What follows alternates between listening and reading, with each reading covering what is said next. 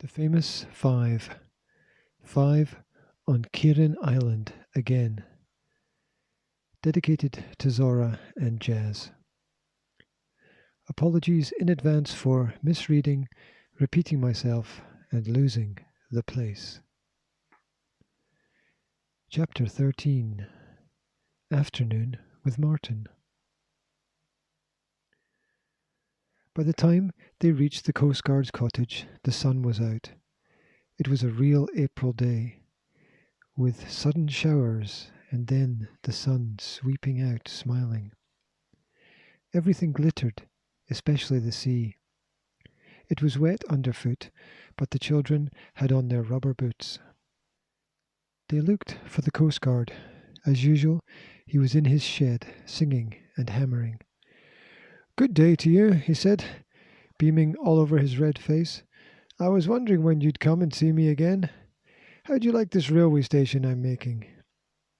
"It's better than any I've ever seen in the shops," said Anne, in great admiration. The Coast Guard certainly had made it well, down to the smallest detail. He nodded his head towards some small wooden figures of porters and guards and passengers. "Those are waiting to be painted," he said. "That boy Martin said he'd come in and do some of them for me. Very handy with the paints he is. A proper artist. But he's had an accident." "Has he? What happened?" said Julian. "I don't quite know. He was half carried home this morning by his father," said the Coast Guard. "Must have slipped and fallen somewhere. I went out to ask, but Mr. Kirrin was in a hurry to get the boy on a couch. Why don't you go in and ask after him? He's a funny sort of boy, but he's not a bad boy." "Yes, we will go and ask," said Julian. "I say, would you mind if we looked through your telescope again?" "Now you go and look all you want to," said the old fellow. "I tell you, you won't wear it out by looking. I saw the signal from your father's tower last night, George. Just happened to be looking that way. He went on flashing for a long time, didn't he?" "Yes," said George. "Thank you. I'll go and have a look now." She went to the telescope and trained it on her island, but no matter where she looked she could not see Timmy or her father. They must be down in his workroom, wherever it was. She looked at the glass room in the top of the tower. That too was empty, of course. She sighed. It would have been nice to see Timmy. The others had a look through as well, but nobody saw Timmy. It was plain that he was keeping close to his master, a proper little guard. "Well, shall we go in and see what's happened to Martin?" said Julian, when they had finished with the telescope. "It's just about to pour with rain again. Another April shower. We could wait next door till it's over." "Right, let's go," said Dick. He looked at George. "Don't be afraid I shall be rude, George. Now that I know Mr. Kirrin is a journalist, I shan't bother about him." "All the same, I'm not blabbing any more," said George with a grin. "I see your point now. Even if it doesn't matter, I still shan't blab." "Good for you," said Dick, pleased. "Spoken like a boy." "Ass," said George. But she was pleased all the same. They went through the front gateway of the next cottage. As they filed in, they heard an angry voice. "Well, you can't. Always wanting to mess about with a brush and paint. I thought I'd knock that idea out of your head. You will lie still and get that ankle better, spraining it just when I want your help." Anne stopped, feeling frightened. It was Mr. Kirrin's voice they could hear through the open window. He was giving Martin a good talking to about something. That was plain. The others stopped too, wondering whether to go in or not. Then they heard a bang and saw Mr. Kirrin leaving the cottage from the back entrance. He walked rapidly down the garden and made for the path that led to the back of the cliff. There was a road there that went to the village. "Good, he's gone, and he didn't see us," said Dick. "Who would have thought that such a genial, smiling fellow would have such a rough, brutal voice when he loses his temper? Come on, let's pop in and see poor Martin while there's a chance." They knocked on the door. "It's us," called Julian cheerfully. "Can we come in?" Oh, yes, shouted Martin from indoors, sounding pleased. Julian opened the door, and they all went in. I say, we'd heard you'd had an accident, said Julian. What's up? Are you hurt much? No, it's just a twisted ankle, and it was so painful to walk on that I had to be half carried up here, said Martin. Silly thing to do. Oh, it'll soon be right if it's just a twist, said Dick. I've often done that. The thing is to walk on it as soon as you can. Where were you when you fell over? Martin suddenly went red, to everyone's surprise. Well, I was walking on the edge of the quarry with my father, and I slipped and rolled a good way down, he said.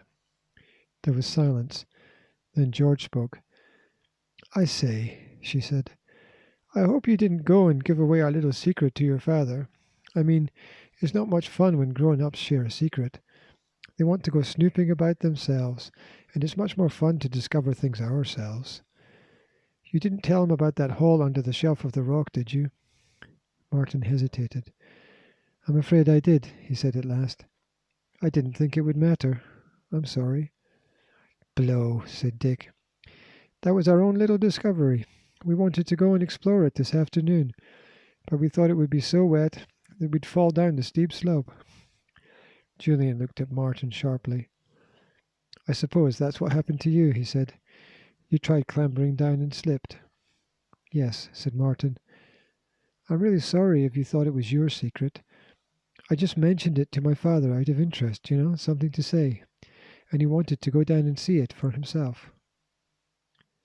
I suppose journalists are always like that, said Dick, wanting to be on the spot if there's anything to be ferreted out. It's their job. All right, Martin, forget it. But do try and head your father off the quarry. We would like to do a bit of exploring before he butts in, though there may be nothing to be found at all. There was a pause. Nobody knew quite what to say. Martin was rather difficult to talk to. He didn't talk like an ordinary boy. He never made a joke or said anything silly.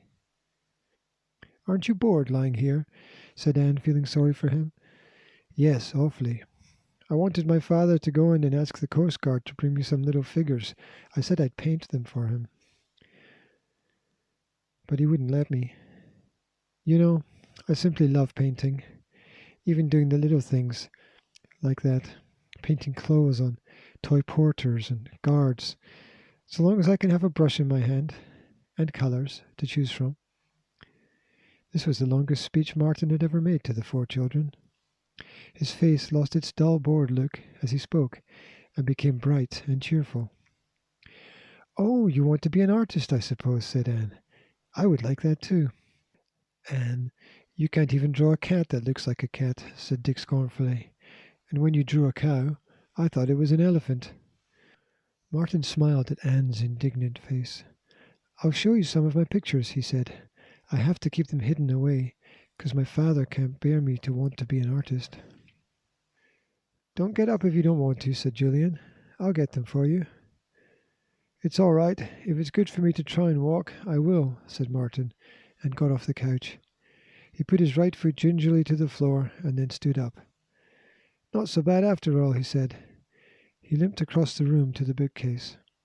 He put his hand behind the second row of books and brought out a cardboard case, big and flat. He took it to the table. He opened it and spread out some pictures. Gracious, said Anne, they're beautiful. Did you really do these? They were strange pictures for a young person to draw, for they were of flowers and trees and birds and butterflies, all drawn and coloured most perfectly, every detail put in lovingly. Julian looked at them in surprise. The boy was certainly gifted. Why, these drawings were as good as any he had ever seen in exhibitions. He picked up a few and took them to the window. Do you mean to say your father doesn't think these are good? Doesn't think it's worthwhile to let you train as an artist, he said in surprise. He hates my pictures, said Martin bitterly. I ran away from school and went to an art school to train, but he found me and forbade me to think of drawing any more. He thinks it's a weak, feeble thing for a man to do, so I only do it in secret now." The children looked at Martin with sympathy. It seemed an awful thing to them that a boy, who had no mother, should have a father who hated the thing his son most loved. No wonder he always looked dull and miserable. "It's very bad luck," said Julian at last. "I wish we could do something to help." "Well, get me those figures and the paint tins from the Coast Guard," said Martin eagerly, "will you? Father won't be back till 6. I'll have time to do them. And do stay and have tea with me. It's so dull up here. I hate it." "Yes, I'll get the things for you," said Julian. "I can't for the life of me see why you shouldn't have something to amuse yourself with if you want to. And we'll ring up my aunt and tell her we're staying for tea, so long as we don't eat everything you've got." "Oh, that's all right," said Martin, looking very cheerful indeed. "There's plenty of food in the house. My father has an enormous appetite. I say, thanks most awfully." Julian rang up his aunt. The girls and Dick went to fetch the figures and the paint from the Coast Guard. They brought them back and arranged them on the table beside Martin. His eyes brightened at once. He seemed quite different. "This is grand," he said. "Now I can get on. It's a silly little job, this, but it will help the old man next door, and I'm always happy when I'm messing about with a brush and paints." Martin was very, very clever at painting the little figures. He was quick and deft, and Anne sat watching him quite fascinated. George went to hunt in the larder for the tea things. There was certainly plenty of food. She cut some bread and butter and found some new honey, brought out a huge chocolate cake and some ginger buns, and put the kettle on to boil. "I say, this is really grand," said Martin again. "I wish my father wasn't coming back till 8. By the way, where's the dog? I thought he always went everywhere with you. Where's Timmy?" End of chapter 13.